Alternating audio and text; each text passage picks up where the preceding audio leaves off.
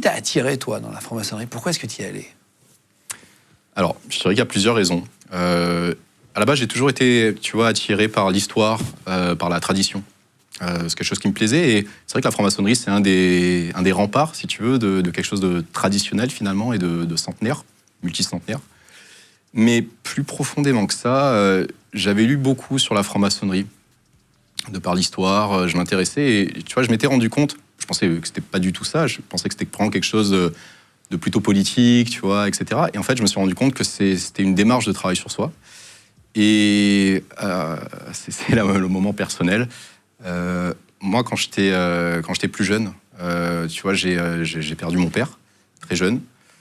Et j'avais toujours l'impression, tu vois, de m'être bâti sur des bases qui étaient un peu fragilisées. Et la franc-maçonnerie, finalement, en rétrospective, ça m'a apporté ça. Ça m'a apporté un petit peu un genre de cadre, tu vois, qui me permet un petit peu de faire ce travail-là, de faire un peu le point sur le passé, de rebâtir quelques colonnes brisées, tu vois.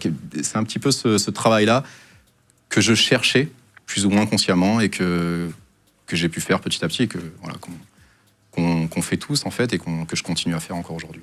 La colonne brisée, c'est un des symboles maçonniques?